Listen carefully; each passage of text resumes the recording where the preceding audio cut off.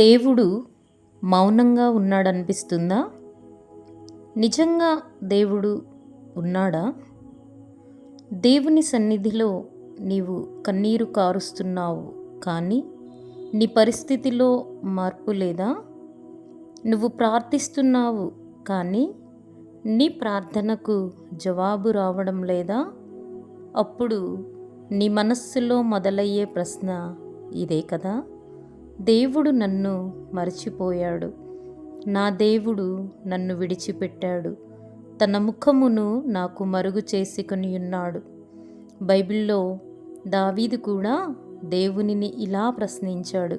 కీర్తనలు 13వ అధ్యాయము 1వ వచనంలో, యెహోవా, ఎన్నాళ్ళ వరకు నన్ను మరచిపోవుదువు? నిత్యము మరచెదవా? నాకెంత కాలము విముఖుడవైందువు? ఎంతవరకు నా మనస్సులో నేను చింతపడుదును? ఎంతవరకు నా హృదయములో పగలంతయు దుఃఖాక్రాంతుడనయ్యుందును అని నీ మనస్సులో కూడా ఇప్పుడు ఇటువంటి ప్రశ్నలే తలెత్తుతున్నాయా? ఇటువంటి పరిస్థితులలోనే నీవు కూడా ఉన్నావా? దావీదు చెప్తున్నాడు, నేనైతే నీ కృపయందు నమ్మిక ఉంచి ఉన్నాను. అలాంటి పరిస్థితులలో కూడా దావీదు దేవుని కృపయందు నమ్మిక ఉంచుట వలన దేవుడు అతనికి మహోపకారములు చేసి ఉన్నాడు అని చెప్తున్నాడు. కీర్తనలు 13:5లో. మరి దేవుడు నిజంగా ఉన్నాడా? ఒకవేళ ఉంటే నాకే ఇన్ని శ్రమలు, శోధనలు ఎందుకు వస్తున్నాయి అని నువ్వు కూడా ఆలోచిస్తున్నావా? ఈ వాక్యం నీ కొరకే. యోబు కూడా ఇదే ప్రశ్న అడిగాడు. ఎందుకు దేవుడు మౌనంగా ఉన్నాడు? నన్నే ఎందుకు పరీక్షిస్తున్నాడు అని. బైబిల్లో ఒక వ్యక్తి ఉన్నాడు. అతని పేరు యోబు. అతడు యథార్థవంతుడు, న్యాయవంతుడు, దేవుని యందు భయభక్తులు కలిగి చెడుతనము విసర్జించినవాడు.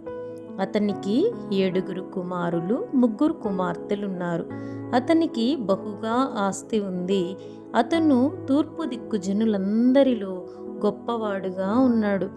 ఇలా యోబు యొక్క జీవితం చాలా ఆనందంగా, సంతోషంగా కొనసాగుతున్న పరిస్థితులలో దేవదూతలు యెహోవా సన్నిధిని నిలుచుటకై వచ్చిన దినమొకటి తటస్థించగా, దేవదూతలతో పాటు అపవాది కూడా దేవుని సన్నిధికి వచ్చాడు. వచ్చినప్పుడు దేవుడు అతనితో అంటున్నాడు, నీవు నా సేవకుడైన యోబు సంగతి ఆలోచించితివా?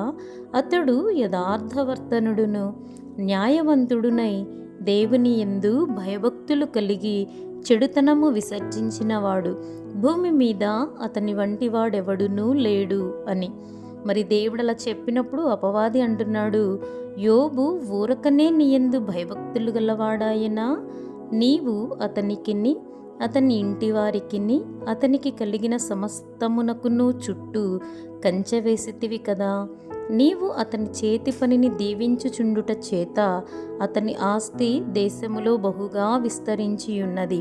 అయినను నీవు ఇప్పుడు నీ చేయి చాపి అతనికి కలిగిన సమస్తమును మొత్తిన ఎడల అతడు నీ ముఖము ఎదుటనే దూషించి నిన్ను విడిచిపోవును అని.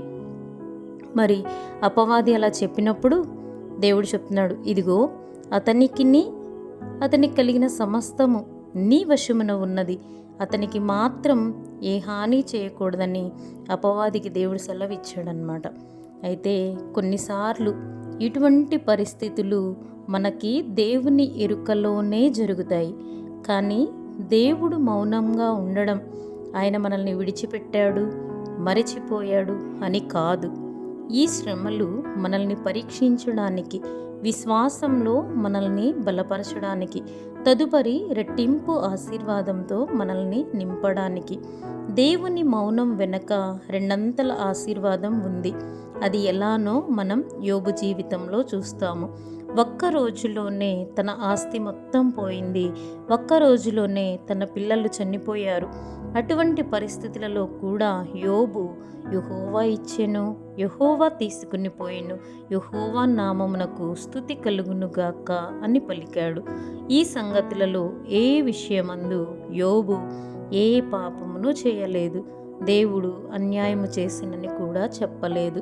తన భార్య వచ్చి, నీవు ఇంకను యథార్థతను వదలకయుందువా, దేవుని దూషించి మరణము కమ్మని చెప్పింది. శరీరమంతా గాయాలతో నిండిపోయింది. స్నేహితులు కూడా అతన్ని నిందించారు.